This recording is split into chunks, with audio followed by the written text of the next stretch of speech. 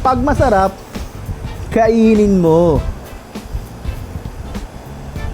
Napadayo nga tayo dito sa Bago Bantay, Quezon City dahil may isang food trip spot na talaga namang ikatutuwa nyo. Paano ba naman kasi dito makakatikim ka ng authentic Thai cuisine na hindi mo na kailangang umalis ng bansa.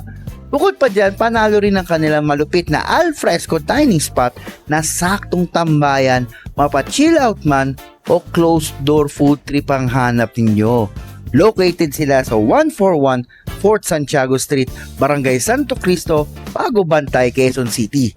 Pero bago ang lahat, huwag kalimutang mag-subscribe sa ating YouTube channel at mag-follow sa ating Facebook page. Kaya ano pa inaantay nyo? Tara, lamon na! Ako si Erickson Navarro, ako ang proud owner nitong Bago Bantay. Merong isang staff ko na sinabi niya, "Sir, bilang lahat naman tayo ay marunong magluto rito, what if itong garahe, habang wala pa tayong ginagawang project at habang nagpapahinga tayo, mag-open kaya tayo ng kainan?" Sabi ko sa kanila, "O sige, magandang idea yan. Mag-isip kayo ng idea. Kanya-kanya kayong pasa sa akin ng konsepto."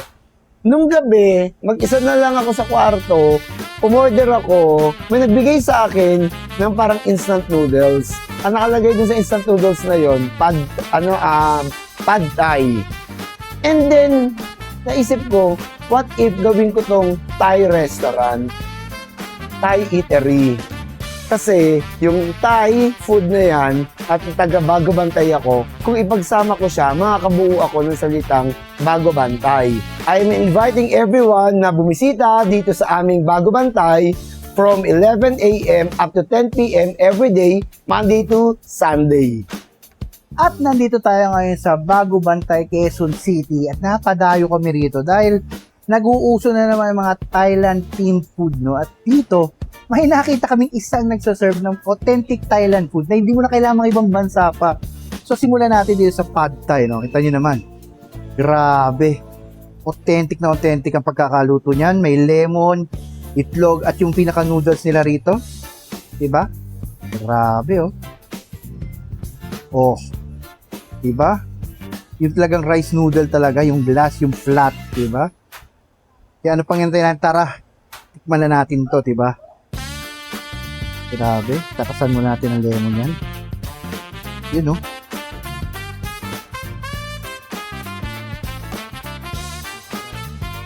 Grabe. Punong-puno ng laman yan, oh.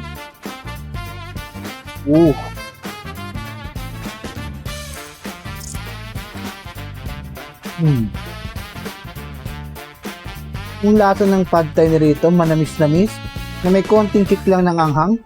No? Pero sabi naman nung nagluluto at yung nagsaserve, pwede mo ipa-adjust yung anghang nila. Depende sa type mo or sa tolerance ng anghang mo. Sa akin kasi, pinamild ko lang kaya lasang-lasa mo yung tamis anghang ng sauce nila. Kasi grabe yung sauce nila, napaka, kanya naman, diba? Rich, tsaka creamy ng sauce nila. Talaga kumakapit sa noodles. At ang next na naman natin titikman, syempre, pag sinabing Thailand, kilala sila sa kanilang pad krapao. So, ito yung pork pad krapao nila. At sa ilalim yan, merong itlog. Grabe, oh. So, ang dami ng karne, itong giniling nila.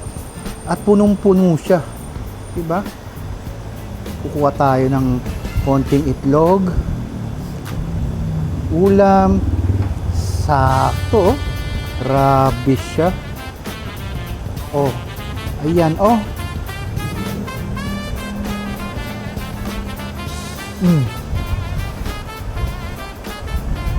Grabe, ang sarap ng seasoning nila dun sa pad krapao nila. Yung anghang talaga, buti na lang pina-adjust ko. Pero sabi naman ulit, kung ano yung type yung o yung tolerance nyo sa anghang, pwede nyo ipa-adjust. Kasi sa akin, medyo may napinano, kaya ang sarap. Malasa yung karne, yung spices, at syempre, yung itlog, kanin, swak na swak. At ito naman yung kanilang salt and egg chicken, no, with rice. Kita nyo?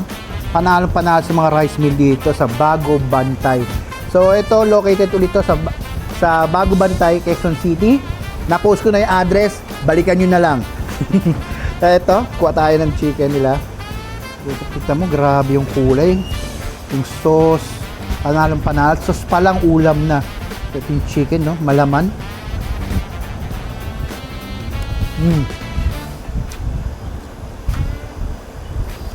Lasang-lasa mo yung salted egg.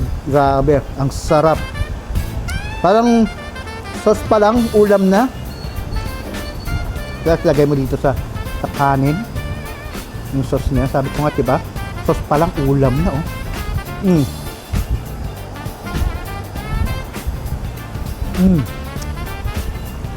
Panalo to. Kaya naman kung nagagawin kayo dito sa Bago Bantay, Quezon City, puntahan niya to at kita-kita sa susunod kong lamon.